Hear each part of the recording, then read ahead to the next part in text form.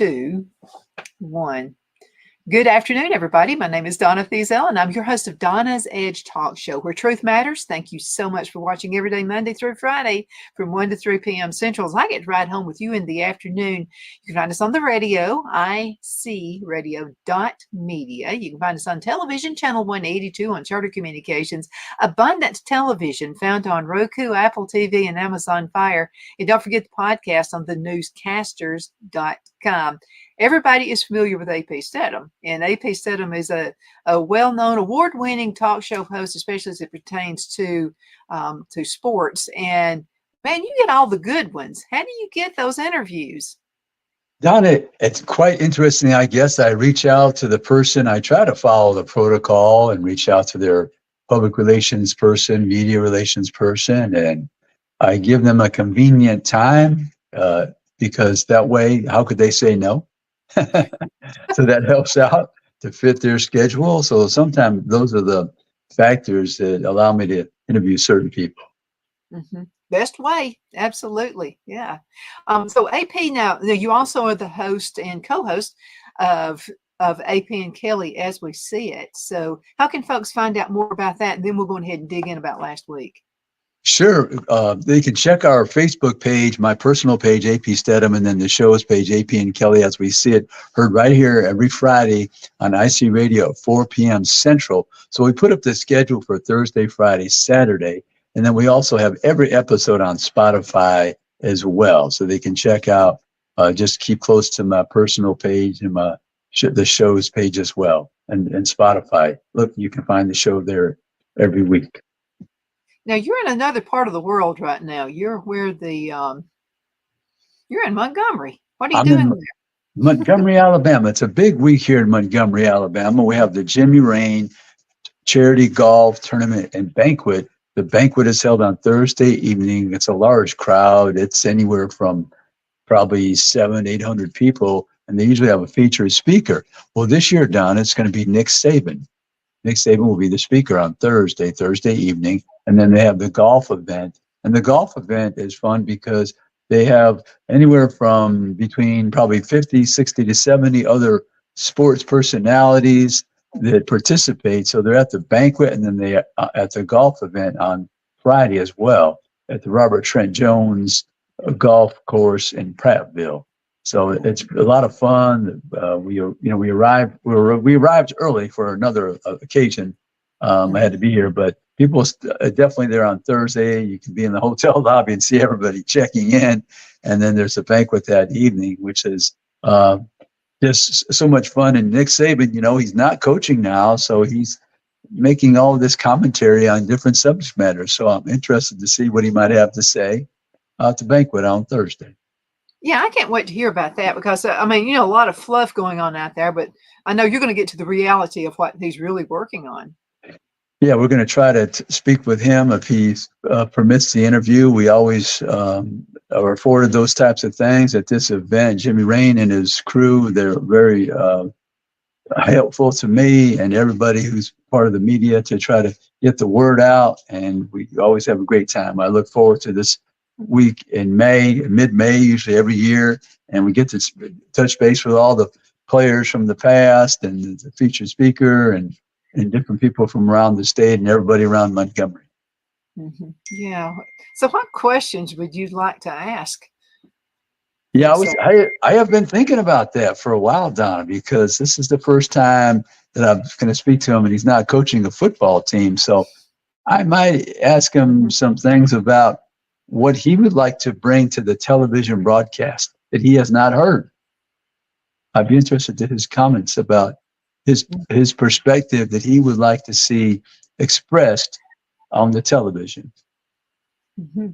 I think that's a great question because being a coach, and sometimes people, and I've seen it out there, not you, but I've seen other people just ask stupid questions. The coach, it actually has nothing to pertain to him at all. Like why something may have happened or, whatever. Right. And so he will have a better perspective of the great questions to ask, kind of like you do. So, well, thank you, Donna. But yeah, I really hopefully he speaks to us on Thursday afternoon prior to the event on Thursday evening. That's when we usually get the opportunity. So yeah, I have been thinking carefully about these questions, but that's one of them that I'd like to ask. And I'm wide open. I have no idea what he might say, Don. Well, I have to tell you this. I don't know. I think he gets a sense of a good reporter. I really do. And I think he'll be freeing with you. But I've just noticed him avoid reporters in the past. Yes, It's almost that's like not his, politics. yeah, that's not his favorite scenario to speak to the reporter. I think he kind of kids us about saying, I really miss you and I'm glad to be back. And but I think he You says think it in jest. I'm not positive, but I think he does. maybe so. Maybe so. So then we've got the world of golf. And what would you like to tell us about the golf world? I mean, what can we expect this season? Oh, oh yeah, the golf world. I haven't been, watched that much this season, Donna. But golf is interesting, Donna, because there are people that can win an event you've never heard of them. I mean, they come out of the blue. They have a hot streak. They're playing very well for 4 days, and they win a tournament. And next thing you know, they have a big uh, prize of money that they receive, and maybe they're young, and some company likes to get a hold of them, and they have the new endorsement. But golf is one of these things that you can have 10 tournaments in a row, and it might be 10 different people win the tournament, Mhm. and maybe you've never heard of half of them. So that's what makes golf fun and exciting, because I always mention sports as unscripted drama, and in golf, that's certainly the case, because you have to have 4 days of playing, putting well, driving well, making shots, picking the right club, having the right suggestions from your caddy. So golf is quite interesting from that perspective. I would say if you're trying to gather up the motivation to watch golf, just say, hey, I don't know who's going to win. That's a reason to watch. Well, I'm going to have to tell you. So I was involved in a charity event several times in Anniston, Alabama, the cerebral palsy telethon they have down there once a year. Sonny King is an automotive place out there, and so a bunch of guys got together and they wanted me to be at the event, at the golf event. And I said, Right. well, sure, if you're looking for a comic relief, I'll be the perfect one for that. So this guy said, you never know, you might make a name for yourself. I made a name for myself, all right. And it was a comic. I mean, it was just, I didn't know what in the world I was doing out there. Right. So anyway, it was a lot of fun though to try. I mean, because my first thoughts were, this is like the most boring sport on earth. It's really not that boring. I mean, once you get into it, you kind of figure out what you're doing. It really does turn into a sport. Yeah, it's very difficult, Donna. A lot of skill involved. But I would say that if they let you putt the ball on the greens, everybody can putt. Not everyone can hit the ball off the tee, but everybody can putt, because you've been to played some golf on those courses where you can. What do they call that golf where it's not on the greens, but it's fun golf for children. You can play that as well. Putt, Right, yeah, the putt, whatever they called it. Yeah, I haven't done it so long, I forgot the description. Yeah, well, but it was everybody fun. can putt. And they did raise a lot of money, but I think people were just laughing their heads off. So I think they just know, oh, let's give more money. And they said, you're probably the reason we raised so much money. And I said, well, I was with Carol Burnett out there. So anyway, Right, yeah. I fell down a couple of times. I mean, it was just Yeah. weird.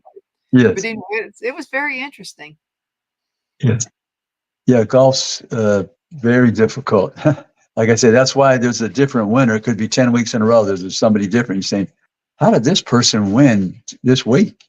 But because it takes 4 days of consistent putting and driving and making the right selection on your clubs, and reading the greens and reading the wind and the weather conditions. And so there's many factors. And that's why you don't see one golfer. You're thinking, why don't they win every week like a football team or a baseball team or a basketball team? No, that's not the way. Golf is so difficult that every week could be somebody different. Well, the thing I noticed, I'd rather play football, but not on a team or anything, but with a bunch of friends. But the football is a little heavier than that little golf ball. So if you've got a Yes. lot of windy weather, I mean, I don't care how precise you try to be, it's just not going to happen. No, no, So, or not for me anyway. no. Yeah. But it was rather interesting. Yeah. Oh, yeah. Yeah. Golf's, it's fun to be outdoors and take a nice walk and watch the players and I these think of different shots that Caddyshack. they can make. I think of Caddyshack, the movie. As a Yeah. matter of fact, a lot of mention about Caddyshack when I was out there. Right, So, right. For sure. so it was Humor. rather interesting. So let's get into football. Let's dig a little bit more. Right. And so, I mean, I'm excited about the season. Because it's like you and I have discussed before. It's all about we don't know. I mean, Yes. you can guess. Yeah, Donnie, you're correct on that. I mean, I think you're more correct with that statement this season than ever before, Donna. I have no idea. We know that Georgia has a good football team. We know because they recruited well, they returned their quarterback. But everyone else, there's one question mark, two question mark, three, several question marks for each team trying to win, let's say, the Southeastern Conference. And then nationally, Ohio State has built a roster from transfers. They had the transfer from Mississippi Ole Miss. They run it back. He was all SEC for 2 seasons. Quinshawn Judkins. He's from a small town here around Montgomery, Pike Road High School. So, and then they brought in some other players as well. They have a top receiver coming from South Florida. But around the country, it's the same way, Donna. I don't have a good idea or a strong belief in one team or the other right now until I see the quarterback play and how their defense can stop the other teams. But in the SEC, which we usually focus on, Georgia is the team right now, I would say. And then behind them, you have teams like LSU, Texas, I believe. I think Alabama's in that top four teams. Then and I think Missouri is a team. We got to watch out for Missouri. They have a good quarterback and a wide receiver, Luther Burden, the third. This is his third season, and he's been a very versatile and talented player for them. He could have an explosive season. And Missouri's acquiring some talent. And then right below that, down, I think Tennessee, they're trying to get better. I think the quarterback situation with Nico, the quarterback from California, has been there. This is he's been there a couple of years now. So I think he's got a chance to play better at that position. Brew McCoy is a wide receiver. He was injured last season. He comes back for Tennessee. But I think Tennessee is that second tier of teams, Donna, that is looking to make the leap into the top tier. And they'll have their chance. They'll have their chance. I think an interesting game, Donna, the coach of Tennessee played at quarterback at Oklahoma. Mm-hmm. He was a star quarterback there. And Tennessee returns to play Oklahoma this year. That's going to be interesting. Nothing like that kind of rivalry. Yeah, big game for the head coach and the Tennessee fans, and when they travel to Norman, Oklahoma. Mm-hmm. Absolutely. You know, AP, we've got to go into commercial break. Half the show is already up. We'll be right back in just a few minutes. Hang in there. Twin City Used Car Sales has been serving drivers in the Northeast Alabama area for years with a quality selection of late model used cars, SUVs, and pickup trucks. On top of our extensive selection and competitive prices, we offer professional auto financing services for used car buyers of all credit levels. Whether you've just begun your search or you're ready to secure your next vehicle, at Twin City Used Car Sales, you will drive away with the vehicle of your dreams. The sales and finance staff at Twin City Used Car Sales looks forward to serving you, and you can apply for financing online before your visit to our used dealership in Gadsden, Alabama. Check us out on the web at twincityusedcars.com or go by our location at 901 First Avenue, Gadsden, Alabama. We sincerely look forward to serving you.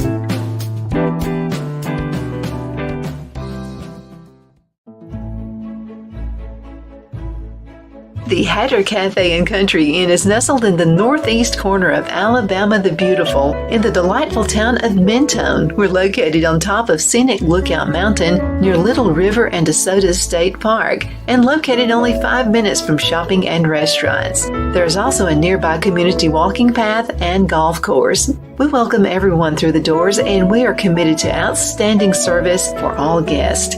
At the Hatter Cafe and Country Inn, we invite people from all walks of life to come and get away from it all, enjoy the open spaces, treetop views, fresh, clean air, and experience Southern hospitality at its finest. We look forward to hosting you. To reserve a special event, or if you would love a special getaway at the Country Inn, you can call us at 256-634-2018.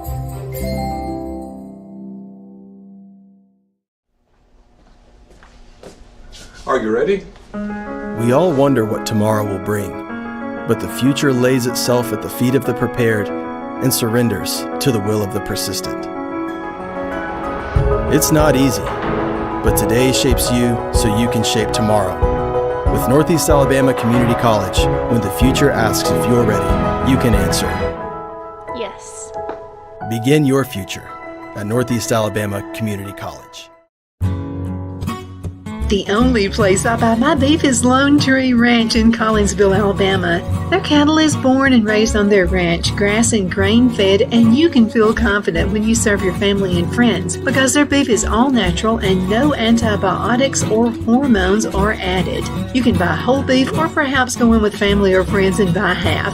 Their customer service is number one as they take care of the delivery to their local processor and can deliver to your home for a small added fee. They also offer herd replacement heifers. I always call Lone Tree Ranch in Collinsville, Alabama for my beef specialty recipes and cookouts, and you can too.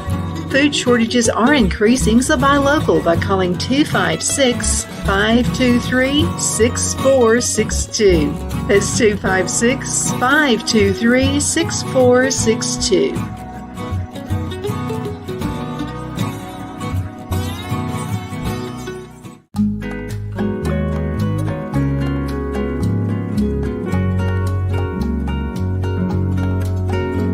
At Lamone's Mexican Restaurant, located in Henniger, Alabama, and voted Best Mexican Restaurant of DeKalb County, Alabama 2020, we're here to serve you with authentic Mexican cuisine. Order easily online by going to lamonsmex.com or call 256-657-3999 to place your order.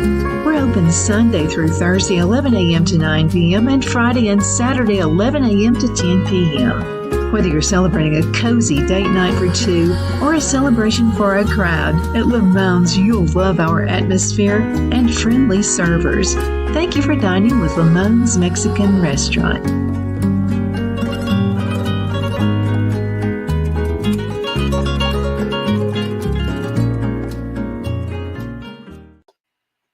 Good afternoon. We're back. My name is Donna, and I'm your host of Donna's Edge Talk Show, where truth matters. You can find us on television, channel 182 on Charter Communications, Abundant Television, found on Roku, Apple TV, and Amazon Fire. And don't forget the podcast, thenewscasters.com, and continue sending those emails. So we got an email from Eric, and he directed this to you, AP. He wanted to know what is the number one challenge, since we have all these different things that are happening now. It's a new world of football.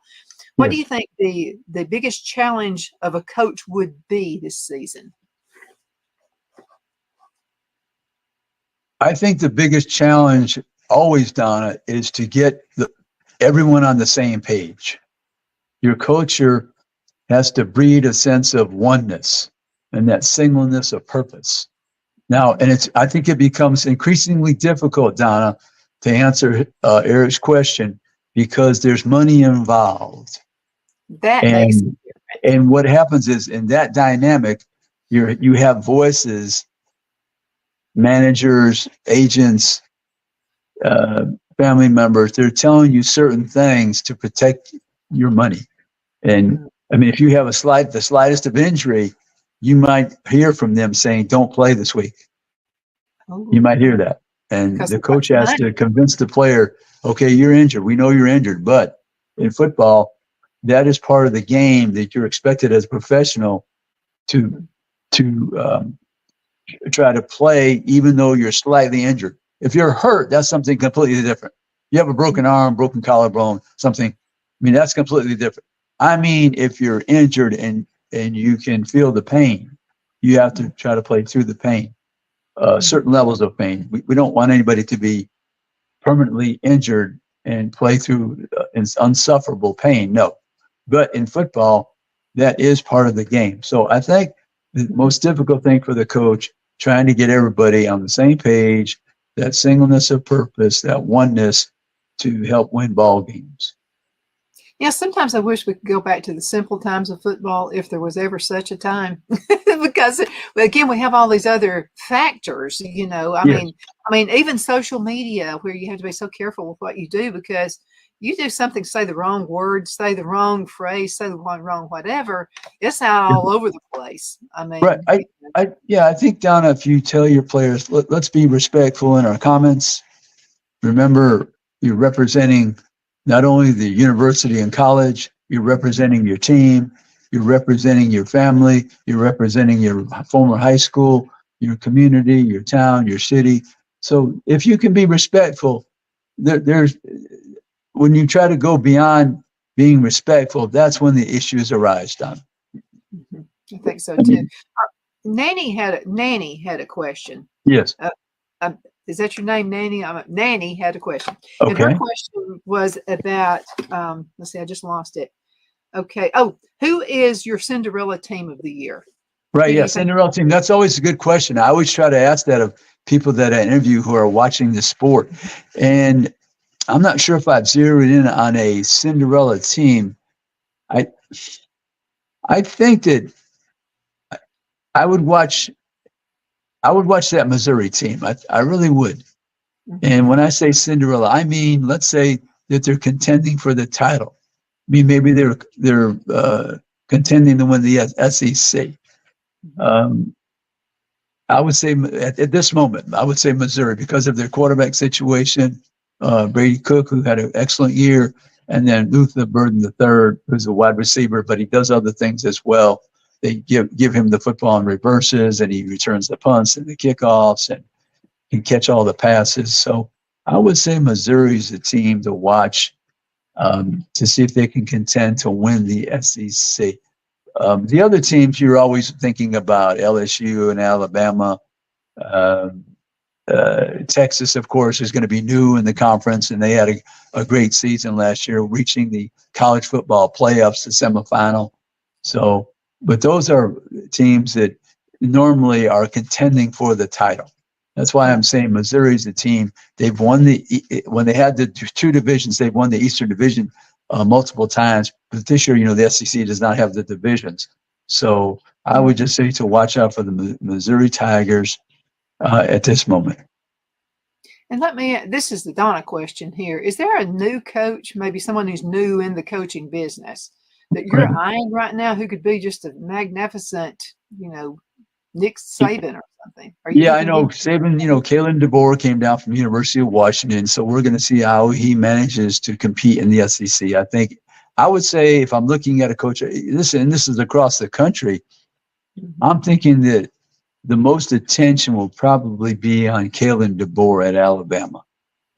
And also the new coach at Michigan. He replaced Jim Harbaugh, who won the national championship. I would say most of the eyes this year will be on Alabama with their new coach and Michigan with their new coach. Most of the teams who have been winning are set, or have winning programs are set with their coaching staff right now. I'm just trying to think of another team who's been a big-time winner through the years. Alabama, Michigan.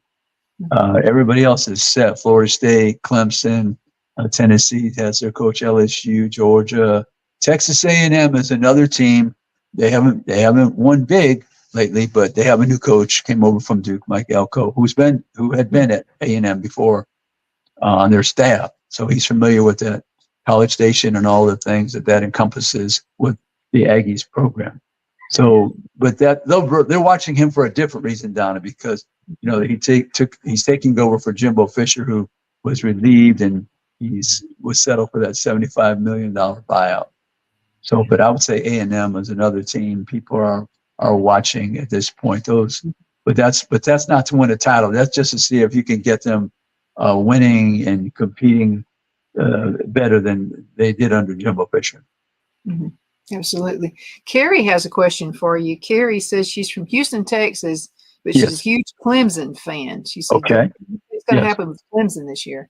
Yeah, I think Clemson, they're trying to rebound and get back to being in the playoffs. And Donna, let's remember now, 12 teams in the playoff. So you have a better opportunity instead of just 4. So Clemson is definitely one of the teams in the ACC, besides Florida State, I would say, in contention. I'd like to see better play from their quarterback, more support for their quarterback. And because I'm not sure if he's the type of individual to lead them to a championship. So that would be my big question with Clemson is the quarterback right now, I would say. Klubnik. Yeah. And then also we've got Ben, who is a huge Braves fan, baseball. Okay. Let's know what your thoughts are about the Braves. Yeah, I have to tell Ben, I have to admit, I don't know, follow the baseball that much like I used to many years ago, but I would say this to anybody following their team, it's not even July yet when you have the All-Star game mid-July. So it's a long way to the end, 162 games, Donna. That's a marathon. That's a marathon, 162 games. Yeah. So just have fun watching your team. Mm-hmm. And then Andrea is going into basketball. She wants to know your favorite. Do you have a favorite game that was played this past season?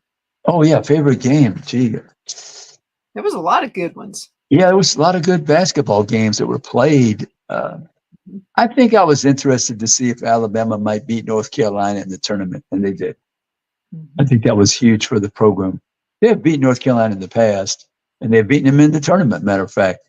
But this was, the chance to, get to the Final Four, and in that bracket they had to beat North Carolina along the way. So that was an important game. And North Carolina, they're one of the blue bloods of basketball, and so for Alabama to beat them on their way to the Final Four, that was significant. So, I mean, there's so many games of basketball. John, I think there's 360 plus Division I basketball teams as opposed to 133, 134 in football. So, and you have these programs that maybe you're not familiar with, and they're capable of reaching the Final Four. Whereas in football, most of the time it's going to be these teams that we've seen winning championships in their conference, and right up there in the top 10 of all time wins. We saw Michigan, the top winner of all time for winning games. Michigan, they won a national championship this year. But the basketball, just to pick one game, I think that was pretty interesting for Alabama to beat North Carolina on the way to the Final Four. I agree with you there. Okay. Yeah. Less than a minute left in this segment. Man, it flies by. Okay, AP and Kelly, as we see it, what are you looking forward to this coming week? Yeah, Donna, we have an interesting show this week. We're going to speak with Shane Matthews. He was the former quarterback at Florida. He does the radio color analyst for them. And we're going to have Donna, there's only 13 members of the College Football Player Selection Committee. We're going to have one of the committee members as a guest. I'm not going to tell you the name. I want you to listen. So listen for that College Football Playoff Selection Committee member, one of the 13. He picks the 12 teams this year and some of the other bowl games as well. So listen up for the show this week. And last week we had Eric Zier, for those people who like Georgia. He does the radio color analyst for the Georgia Bulldogs, former record-setting quarterback who played at the University of Georgia. So, yeah, we're going to have fun this week with those two guests. AP and Kelly, as we see it, heard on IC Radio, 4 p.m. Central, every Friday. Absolutely. And we always look forward to it. Always a great, great show. AP, we're going to have to call it a day. I can't believe this. Thank you so much for being with us today. Can't wait till next Monday. See you again. And thank you guys also so much for watching. We definitely appreciate that. Keep sending the emails. I love them. Send an email to Donna@donnasedge.com, and we'll ask AP some questions. And I think he loves it too. Thank you, AP, for being with us. Thank you, Donna. Next week. Bye-bye.